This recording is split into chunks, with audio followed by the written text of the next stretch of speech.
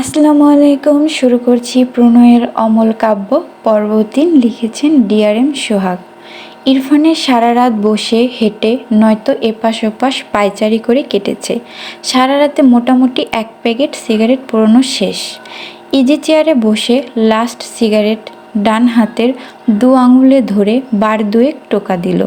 এরপর আবারও ঠোঁটের ফাঁকে ছেড়ে কয়েকবার শূন্যে ধোঁয়া ছুড়ল। সিগারেটের অবশিষ্ট ছোট অংশটা ফেলে বসা থেকে উঠে দাঁড়ালো। আবারও খানিকক্ষণ পায়চারি করল। ফজরের আজানে ইরফান দাঁড়িয়ে যায়। আকাশপানে চেয়ে আজানের প্রতিটি ধ্বনি শুনল। সারা রাত এমন ঠান্ডা পরিবেশে উদাম গায়ে থাকায় শরীর ঠান্ডা হয়ে গিয়েছে। তবে ইরফানের মাঝে কোনো ভাবান্তর নেই। আজান শেষ হলে ওয়াশরুমে গিয়ে অজু করে বের হলো। ঘরে নামাজ পড়ে শুদ্ধকে ঠেলতে লাগলো। শুদ্ধ নড়চড় নেই। বিরক্ত হয়ে জোরে সোরে একটা লাথি দেয়। শুদ্ধ ঘুমের মাঝে ঠাস করে পড়ে যায় বিছানা থেকে। কোমরে হাত দিয়ে ঘুমো ঘুমো চোখে বলে, কোন বেয়াদব আমি ফুটবল ভেবেছিস রে? আরে ভালো করে দেখ, আমি মানুষ। ইরফান পাত্তা দিল না শুদ্ধর কথায়। সে চুপচাপ শুয়ে পড়ল। এদিকে শুদ্ধর ঘুম উবে যায়। ধরফর করে উঠে বসে। কাল রাতে একবার পড়েছিল, এখন আবারও। ঘুমো ঘুমো চোখে বিছানার দিকে তাকিয়ে দেখল ইরফান আয়েশ করে শুয়ে। দাঁতে দাঁত চেপে বলল, তুই আমায় ফেলেছিস? এই মির্জাফরদের মতো আচরণ করা বন্ধ করবি তুই? ইস, আমার কোমরটা গেল রে। ইরফান চোখ বুজে বলল, 2 ঘন্টা পর ডেকে দিবি। ঘুম থেকে উঠে যেন 1 কাপ ব্ল্যাক কফি পাই। শুদ্ধ দাঁত কিরমির করে বলে, আমাকে তোর কাজের মাসি মনে হচ্ছে? না, কাজের মামা মনে হচ্ছে। Don't disturb me. শুদ্ধ উঠে দাঁড়ালো। ইচ্ছে করলো ইরফানের পাছায় এক লাথি দিয়ে একদম এর বাড়ি পাঠিয়ে দিতে। শালা বেয়াদব, তার জীবনটা ভেজে খায়। সাধে কি আর বলে, তার মামির কপাল পুড়েছে। এমন ঘাটতেরা জামাই ছেলে নিয়ে যে কিভাবে সংসার করলো তা ভেবেই শুদ্ধর মনে হয় তার মাথার চুল পাকা ধরে যাবে। এসব রেখে সেও নামাজ পড়তে গেল। মায়েরা সকালে উঠে নামাজ পড়ে নিল। মাথা ব্যথায় ঘুম ভালো হয়নি, কিন্তু সকালে ওঠার অভ্যাসে তাই বিছানায় সারাদিন চোখ বুজে থাকলেও আর ঘুম আসবে না সে জানে। ভোরের আলো ফুটেছে। ঘরের দরজা খুলে মায়েরা চুপি চুপি এদিক ওদিক উকিঝুঁকি দিল। ধীর পায়ে ঘর থেকে বেরোলো। তার সামনে শাশুড়িকে দেখে স্ট্যাচু হয়ে যায়। রুমা নেওয়াজ গম্ভীর মুখে মায়রার দিকে চেয়ে আছে। মায়রা তার শাশুড়ির তাকানোয় মাথা নিচু করে নিল। রুমা নেওয়াজ গম্ভীর গলায় বলল, ইরফান কোথায়?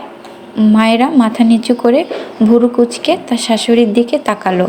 নামটা আজকেই প্রথম শুনল। এই বাড়িতে কে কে থাকে সে তো জানে না। এই বেটা আবার কে? আর তাকে এবার জিজ্ঞাসা করছে কেন? রুমা নেওয়াজ কর্কশ কণ্ঠে বলে, কি হলো, কথা বলছো না কেন? মায়েরা ঝাঁকি দিয়ে ওঠে। আমতা আমতা করে বলে, জি আসলে আমি তো তাকে চিনি না। আপনি যদি বলতেন সে এই বাড়ির কোন সদস্য। রুমা নেওয়াজ বিরক্ত হয়ে বলল, নিজের স্বামীর নামটাও জানো না? বিয়ে করেছো কেন তাহলে? মায়েরা ভ্যাবাচেকা খেয়ে গেল। আসলেই তার স্বামীর নাম জেনে নেওয়া উচিত ছিল, তবে মুখ নিষ্পিস করলো কিছু কথা বলার জন্য। অমন বেয়াদব বরের নাম জানার দরকারও নেই তার। কালকে রাতের কথা মনে পড়ল। লোকটা বাইরের দিকে বেরিয়ে যাচ্ছিল। অত রাতে ভালো ছেলেরা তো বাইরে যায় না। মুখ ফসকে বলে দেয়, আমার মনে হয় আপনার ছেলে খারাপ কাজে জড়িত, আপনার খোঁজ নেওয়া উচিত। রুমা নেওয়াজ ধমকে বললেন, থাপ্পড় খাবে আমার ছেলের নামে আর একটা বাজে কথা বললে। এরই মাঝে তারেক নেওয়াজ ঘর থেকে বেরিয়ে এসে বললেন, ওকে ওভাবে বকছো কেন? ও আমার ছেলের নামে উল্টোপাল্টা বলছে। একে তো স্বামীর নাম ধাম খোঁজ খবর কিছুই জানে না, তার উপর আবার অপবাদ দিচ্ছে। তারেক নেওয়াজ ফোঁস করে শ্বাস ফেলে বলল, তুমি রান্নাঘরে যাও, আমি ইরফানের খোঁজ নিয়েছি, ও শুদ্ধর বাড়ি আছে। রুমা নেওয়াজ গজগজ করতে করতে রান্নাঘরের দিকে গেলেন। মায়েরা মাথা নিচু করে মুখ বাঁকালো। মা ছেলে এক গোয়ালের গুরু, মুখ থেকে শুধু নিম পাতার রস ঝরে। তারেক নেওয়াজ মায়রাকে বলল, নামাজ পড়েছ আম্মু? মায়রা অমায়িক হেসে বলল, জি আঙ্কেল। আমি কখনো আমি এখনো আঙ্কেল? বাবা হই তোমার, বাবা বলবে। মায়েরা এক কথায় রাজি হয়ে মাথা নেড়ে বলে, জি আচ্ছা বাবা। বিকালবেলায় মায়েরা তার শ্বশুরের সাথে বের হয়েছে। তারেক নেওয়াজ মায়রাকে নিয়ে বের হয়েছে। মূলত মেয়েটা গ্রামের মেয়ে, সারাদিন ঘরে বসে আছে। তাই ভাবলেন বাইরে একটু ঘুরিয়ে নিয়ে যাক। তার ছেলের তো আর খোঁজ নেই। একটা ব্যাপার ভাবলেন, মায়রার কাছে ফোন নেই। তাই প্রথমে মায়রাকে নিয়ে ফোনের দোকানে গেলেন। মোটামুটি ভালো একটা ফোন কিনে দিলেন মায়রাকে। মায়রা চঞ্চল প্রকৃতির মেয়ে, তাকে কেউ চকলেট দিলেও সে খুশি হয়ে নিবে, কিন্তু ফোন নিতে কেমন যেন সংকোচ বোধ করছিল। সে বাড়িতে তার মায়ের ফোন চালাতো একটু আধটু। তারেক নেওয়াজ মায়রার সংকোচ বুঝতে পারলেন। তিনি সুন্দর করে বুঝিয়ে বললেন, তিনি মায়রার বাবা। মায়েরা খুশি হয়ে তার শ্বশুরের থেকে ফোন নিয়ে নেন। খুশিতে একবার লাফ দিতে মন চায়, কিন্তু আশেপাশে এত মানুষ দেখে নিজের ইচ্ছেটাকে দমিয়ে নেয়। এরপর তারেক নেওয়াজ মায়রাকে নিয়ে একটা রেস্টুরেন্টে যায়। রেস্টুরেন্টে গিয়ে মায়রার দুই বান্ধবীর সাথে দেখা হয়। তারা আগে গ্রামে থাকতো, ক্লাস 9-এ ওঠার পর শহরে চলে এসেছে। প্রায় 2 বছর পর দেখা হলেও একে অপরকে দেখে চিনতে পারে। তুই মায়রা না? কারো কণ্ঠে। মায়রা পাশ ফিরে তাকাতে তার প্রিয় বান্ধবীকে দেখে এক প্রকার তার উপর ঝাঁপিয়ে পড়ে। বান্ধবীদের দেখে নিজের চঞ্চল ভাব চেপে রাখতে পারেনি। রাইসা হেসে মায়রাকে আগলে ধরে, এ তো আগের মতোই আছিস, শুধু লাফিয়ে বেড়ায়। পাশ থেকে মাইশা হেসে বলল, তুই এখানে কেন? গ্রাম থেকে কবে আসলি? মায়রা রাইসাকে ছেড়ে বলে, আমার বিয়ে হয়ে গিয়েছে। মাইশা রাইসা একসাথে অবাক হয়ে বলে, কি? মায়রা পাশ ফিরে তার শ্বশুরের দিকে একবার তাকায়। তারেক নেওয়াজ গলা ঝেড়ে বলে, আম্মু, তুমি তোমার বান্ধবীদের সাথে এখানে বসো, আমার কাজ আছে। আমি কাজ সেরে তোমাকে এখান থেকে নিয়ে যাব, কেমন? মায়রা হেসে মাথা নাড়িয়ে বলে, আচ্ছা বাবা। তারেক নেওয়াজ বেরিয়ে গেলে 3 বান্ধবী রেস্টুরেন্টের এক কোণার ফাঁকা টেবিলে গিয়ে বসে। রাইসা প্রশ্ন করে, গল্পটা বল, এত তাড়াতাড়ি বিয়ে হয়ে গেল? ইটিস পিটিস করতিস নাকি? মায়েরা রেগে বলল, এক থাবড়া খাবি। আমার খেয়ে দিয়ে কাজ নাই, আম্মু বিয়ে দিয়ে দিল, সৎ বাবা আমায় দেখতে পারে না তাই। মায়রার কথা শুনে 2 বান্ধবীর একটু খারাপ লাগলো। তারা জানে মায়রার বাবা মারা যাওয়ার পর তার মা আরেকটা বিয়ে করে। মায়রার মা যদিও মায়রাকে আগলে রাখত, তবে পরের সংসারে আগের পক্ষের মেয়েকে চাইলেও সেভাবে দেখতে পারে না তারা। রাইসা মাইশা মন খারাপ করে বলল, বুঝেছি, আচ্ছা বাদ দে, বিয়ে তো শহরে হয়েছে, ফ্যামিলি ভালোই হয়তো। জামাই কি হ্যান্ডসাম নাকি টাকলু মামা? মায়রা ইনোসেন্ট ফেস বানিয়ে বলে, জানি না, শুধু জানি বুড়ো। মাইশা গালে হাত দিয়ে বলল, শেষমেশ বুড়ো? তুই দেখিসনি কেন? মায়েরা এত সব বলতে চাইল না, ব্যাপারটা এড়িয়ে গিয়ে বলল, তোদের খবর বল, পরীক্ষার প্রিপারেশন কেমন? তারা টুকটাক কথা বলতে লাগলো। ইরফান শুদ্ধ ভার্সিটির ক্লাস শেষে একটা রেস্টুরেন্টে আসে। তাদের সাথে আরেকজন কলিগ রিপনও এসেছে। ইরফান গম্ভীর মুখে রেস্টুরেন্টের ভেতর প্রবেশ করে।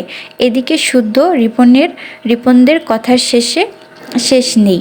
ইরফান যেমন স্বল্পভাষী গম্ভীর স্বভাবের, শুদ্ধ আর রিপন তেমনি ইরফানের উল্টো ক্যারেক্টার।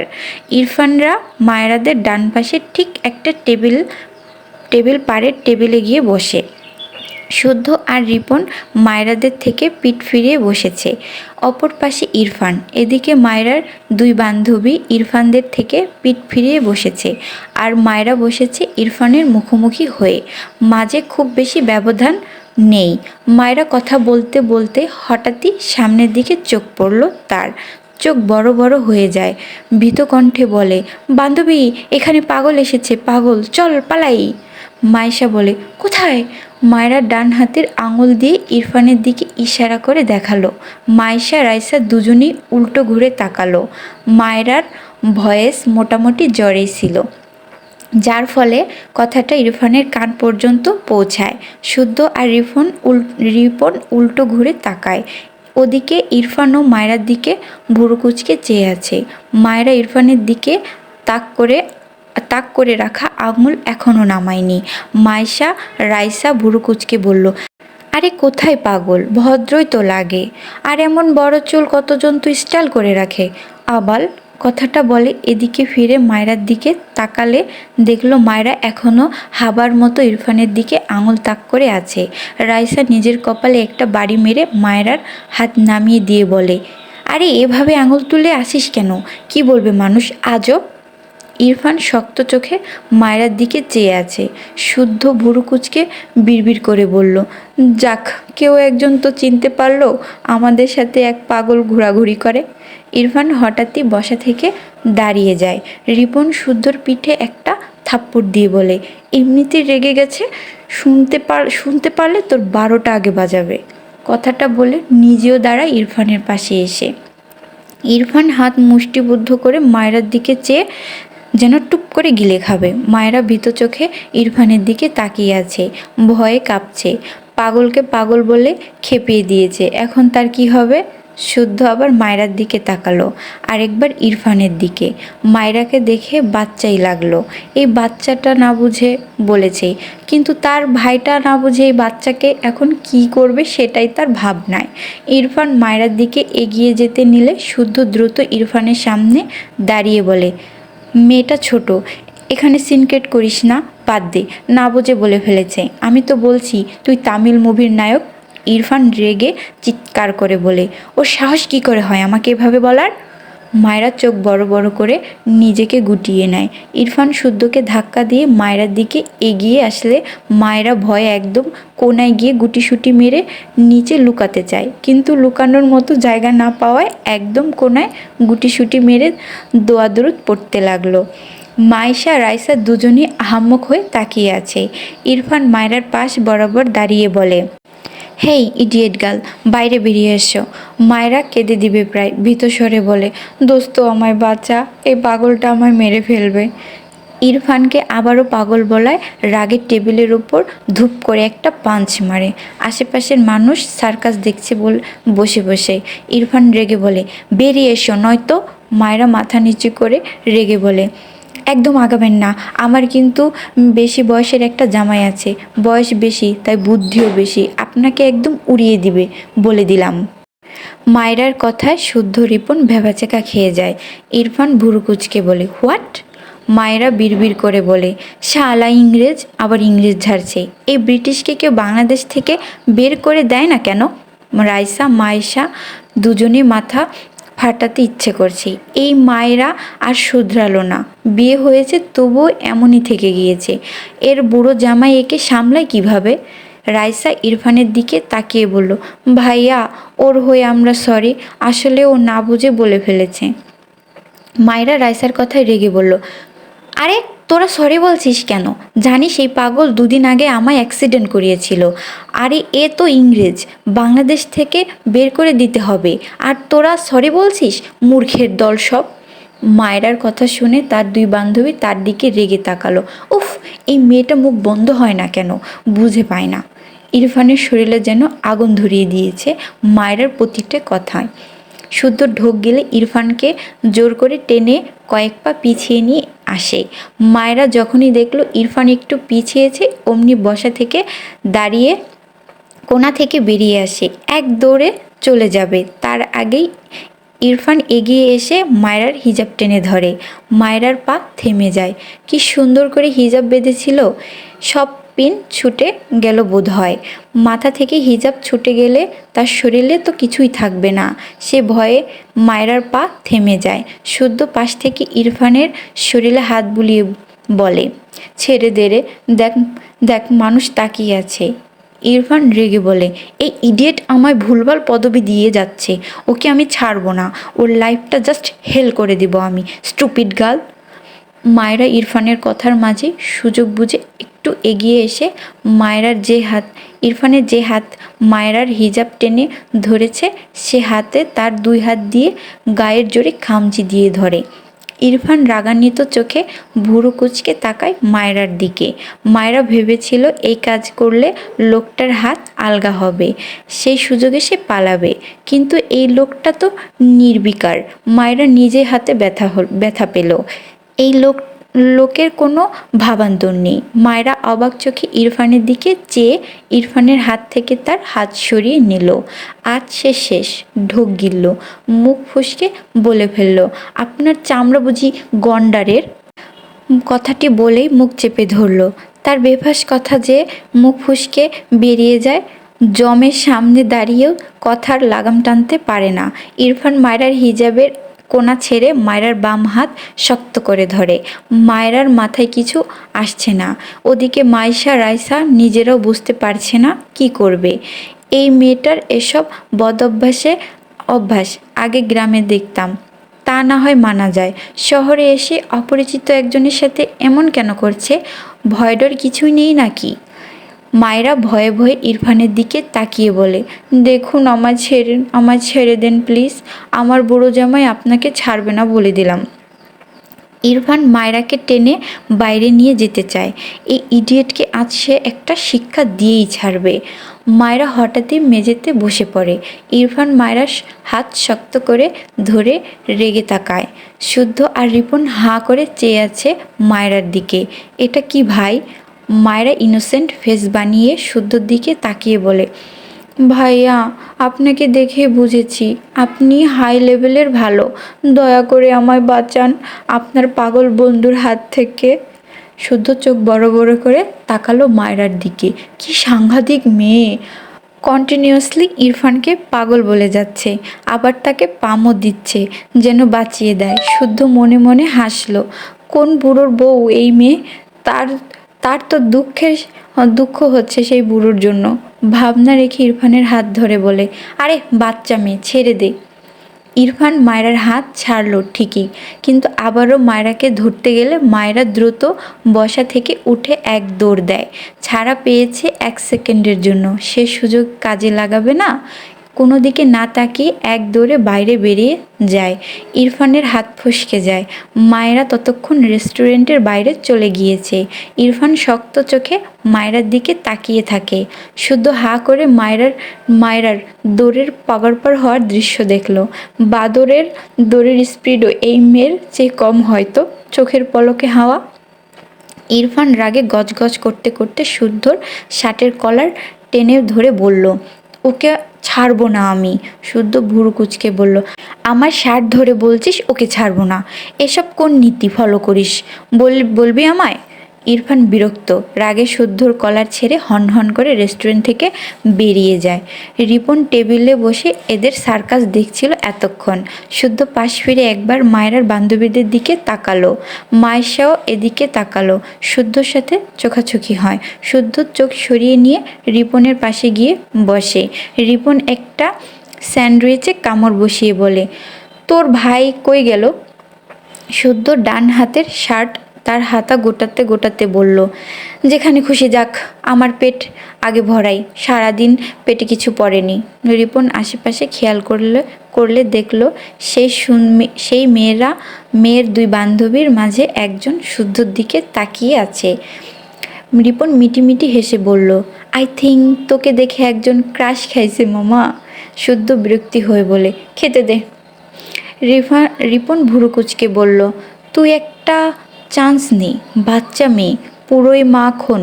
শুদ্ধ রেগে তাকায় রিপনের দিকে। রিপন মুখের লাগাম টানে। শুদ্ধ গম্ভীর গলায় বলে, মেয়েদের রেসপেক্ট করতে না জানলে ওদের নিয়ে কথা বলবি না, বলে দিলাম। রিপন বোঝানোর সুরে বলে, আরে আমি তো তোর ভালোর জন্যই বলছি, নেগেটিভ মিন করে কিছু বলিনি। শুদ্ধ খেতে খেতে বলে, তোকে চেনা আছে, নতুন না, আর আমাকে এসবে জড়াবি না, সময় মতো সোজা বিয়ে করে নিব। রিপন ভুরু কুঁচকে কিছু বলার আগে শুদ্ধ আবারও বলে, আনসার পাবি না, তাই চুপ করে খেয়ে যা, আমাকে খেতে দে। রিপন আর কিছু বলল না। মায়রা রেস্টুরেন্ট থেকে দৌড়ে বেরিয়ে দেখে তারেক নেওয়াজ রেস্টুরেন্টের ভিতরে ঢুকছে। মায়রা দ্রুত তার শ্বশুরের হাত ধরে বলে, বাবা, আমাদের কথা শেষ, বাড়ি চলুন। তারেক নেওয়াজ কিছু বলার আগেই মায়েরা নিজেই টেনে নিয়ে যায় তার শ্বশুরকে। তারেক নেওয়াজ ভুরু কুঁচকে বলে, বিল দিয়ে আসি আম্মু। মায়েরা পা থেমে যায়। পিছন ফিরে দেখলো রেস্টুরেন্টের দরজার পাশে ইরফান দাঁড়িয়ে। অসম্ভব, ও আর এদিকে ওদিকে যাওয়া যাবে না। মিকি হেসে বলল, বাবা ওদের আমি পরে দিয়ে দিব, আপনি আমায় বাড়ি নিয়ে চলুন প্লিজ। তারেক নেওয়াজ ভুরু কুঁচকে বলে, তোমার কি কোনো প্রবলেম হয়েছে আম্মু? মায়েরা আমতা আমতা করলো। সে কি বলবে? তার ছেলের বউ বাইরে এক ছেলের সাথে ঝামেলা বাঁধিয়ে এসেছে। হঠাৎই পেটে হাত দিয়ে বলল, বাবা আমার মারাত্মক বাথরুম পেয়েছে, প্লিজ চলুন। তারেক নেওয়াজ থতমত খেয়ে বলল, আচ্ছা আচ্ছা আম্মু চলো। মায়েরা একবার উকি দিয়ে দেখলো ইরফান এদিকে আসছে। তাকে এখনো দেখেনি। সে দৌড়ে গাড়ির অপর পাশে গিয়ে বসলো। তারেক নেওয়াজ মায়রার ব্যবহারে খানিকটা অবাক হয়েছে। মেয়েটা বেশ চঞ্চল। গ্রামের মেয়ে একটু আধটু এমন হয়, তবে মায়েরা কয়েক ধাপ এগিয়ে মনে হলো। ছেলের বউ হিসেবে খারাপ লাগলো না। এরপর তিনি গাড়িতে উঠে ড্রাইভারকে গাড়ি স্টার্ট দিতে বললেন। মায়েরা স্বস্তির নিঃশ্বাস ফেলল। এ যাত্রায় বেঁচে গিয়েছে। ইরফান বেশ কিছুক্ষণ দাঁড়িয়ে এদিক ওদিক তাকালো। রাগে মাথা ফেটে যাচ্ছে। সব কিছু অসহ্য লাগছে। হনহন করে তার সাইড করে রাখা গাড়িতে উঠে বসে। তখনই তার ফোনে রিং হয়। বিরক্ত হয়ে পকেট থেকে ফোন বের করে দেখলো তার মা ফোন দিয়েছে। ফোঁস করে শ্বাস ছেড়ে সে ফোন রিসিভ করলো। বলল, বলো। ওপাশ থেকে রুমা নেওয়াজ বলে, তোমার খালামণিরা এসেছে, বাসায় এসো। ইরফান বেশ কিছুক্ষণ চুপ থাকে, কোনো আনসার করে না। তার মা আবারও বলে, বাচ্চাদের মতো পাগলামি করবে না, তোমার খালামণি তোমাকে দেখতে চেয়েছে, আশা করি আজ সুদ্দর বাসায় না গিয়ে এখানে আসবে। ইরফান এবারও চুপ। গাড়ির স্টিয়ারিংয়ে শক্ত করে হাত চেপে ধরে রাগটা কমেনি বিন্দুমাত্র। একটু আগে রাগ কমার আগেই মনে পড়ল বাড়িতে এক বাচ্চা আছে যাকে তার গলায় তার বাবা মা ঝুলিয়ে দিয়েছে। সেই রাগের কথা বেরোচ্ছে না। রুমা নেওয়াজ ভেজা গলায় বলল, তোমরা বাবা ছেলে মেয়ে পেয়েছোটা কি আমাকে বলবে? তোমার বাবা আমার কথা শোনেনি, এখন যখন বিয়েটা হয়ে গিয়েছে তুমি আমার কথা শুনছো না। মায়ের ভেজা কণ্ঠ শুনে ইরফান কিছুটা দমে গেল। চোখ বুজে শ্বাস ফেলে বলল, আসছি। এই বলে কল কেটে তার বাড়ির দিকে গাড়ি ঘোরালো।